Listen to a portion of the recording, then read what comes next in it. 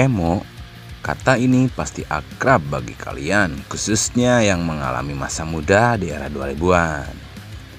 Dahulu banyak kalangan di dalam skena musik rock khususnya yang beranggapan bahwa emo adalah musik yang alay karena style fashion dan banyak hal. Namun di balik itu, emo memang pernah atau akankah selalu memberikan warna dalam industri musik dunia seperti badai?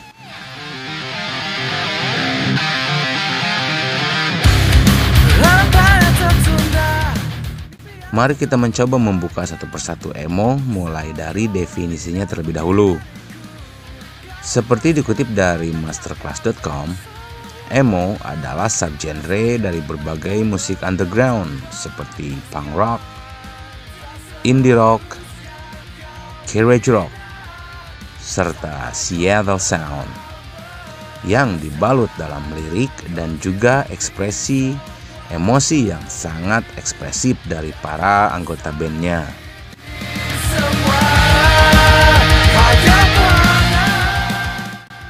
Berbicara sejarah emo, gue melihatnya terbagi menjadi 3 gelombang.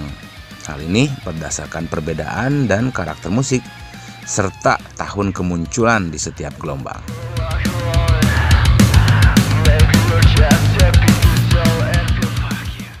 Jika kamu berpendapat bahwa emo adalah musik alay zaman sekarang, gua akan berpendapat bahwa hal tersebut salah.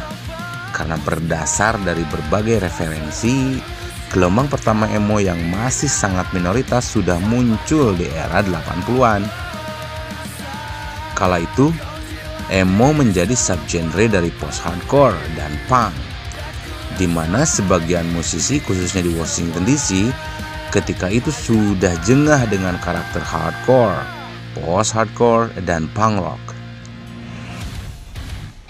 Adalah Guy Picciotto, vokalis dari gitaris band Rites of Spring yang selanjutnya membentuk Fugazi bersama vokalis hardcore Ian MacKaye x Minor Threat.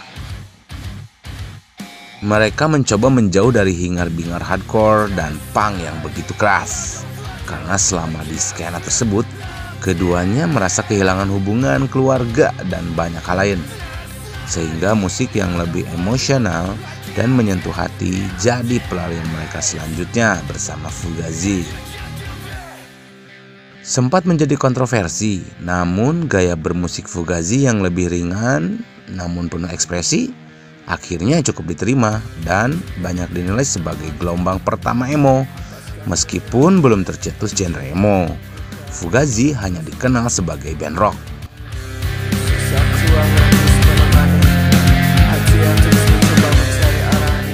Setelah era Fugazi, banyak band-band lain akhirnya terinspirasi dari bagaimana gaya Ian MacKaye dan kawan-kawan bermain musik, serta ditambah dengan derasnya gelombang Seattle Sound dengan Nirvana, Silverchair, dan Virgin, yang juga dibawakan penuh emosi dengan style yang berbeda, membuat gelombang kedua emo ini semakin kaya warna musiknya. Gelombang kedua emo muncul dari kawasan pantai barat Amerika Serikat dengan band-band seperti Jawbreaker, Weezer, dan Jimmy Eat World. Emo di masa ini hadir dengan musik yang lebih kental aroma garage rock, grunge, dan pop rock, dengan lirik anak muda yang penuh hal sentimental dan menyedihkan tentang kehidupan sehari-hari mereka. Dari era inilah sebutan emo sebagai salah satu genre mulai menggaung, di mana warna-warna musik yang menghiasinya juga semakin beragam, menurunkan gelombang ketiga kedatangannya dan menjadi gelombang paling masif di seluruh dunia.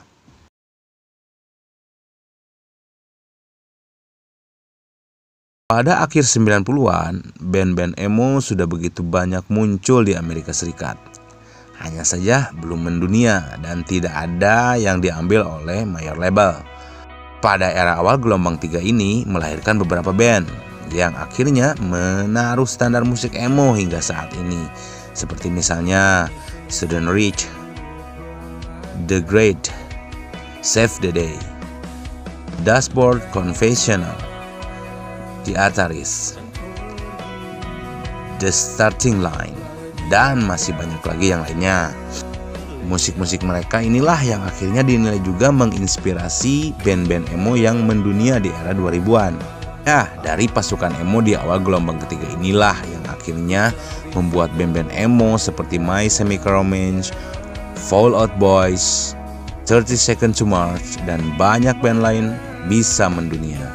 Setelah musik mereka dilirik major label besar sendiri tidak bisa begitu saja melewatkan emo. Karena pada masa ini penggemarnya sudah begitu banyak, bukan saja di Amerika Serikat, namun juga di Eropa. Sehingga bagaimanapun ini adalah pasar. Gelombang ketiga inilah nama emo benar-benar dikenal, bukan hanya sebagai genre musik, namun juga sebagai gaya hidup. Bahkan ketika itu, beberapa media di Amerika menganggap keberadaan emo sama dengan gelombang Flower Generation di era 60-70-an.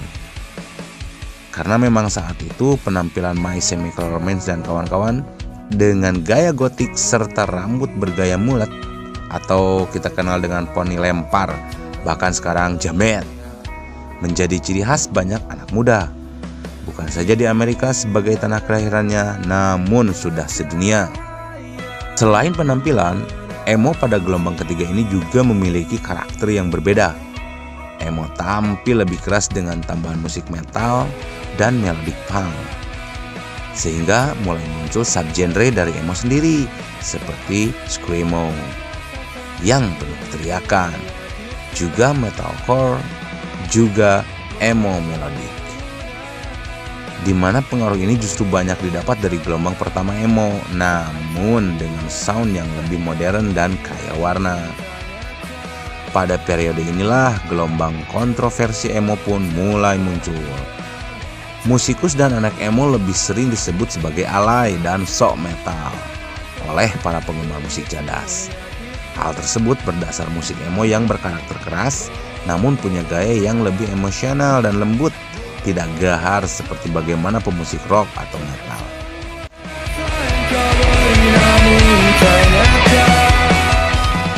Setelah hampir satu dekade menguasai genre anak muda, emo mulai meredup di penghujung 2010. Hal ini ditandai dengan hiatusnya My Chemical Romance yang dinilai sebagai pelopor emo modern di era 2000-an. Apalagi ketika itu gelombang dance musik dan musik Korea atau K-pop mulai bangkit dan banyak menduduki tangga lagu di berbagai belahan dunia. Emo pun kembali ke habitatnya sebagai musik subculture underground dan terus bertahan hingga saat ini. Namun titik terang emo sebenarnya sempat muncul pada 2019 ketika My Chemical Romance memutuskan selesai dari tidur panjang satu dekadenya. Hal tersebut ditandai dengan konser reunion mereka pada akhir 2019, serta bakal dilanjut dengan konser tour dan launching single baru.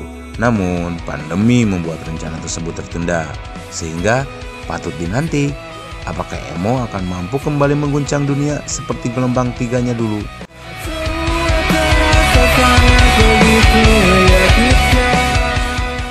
Gelombang emo di Indonesia sebenarnya baru benar-benar dimulai pada gelombang ketiga atau akhir 90-an.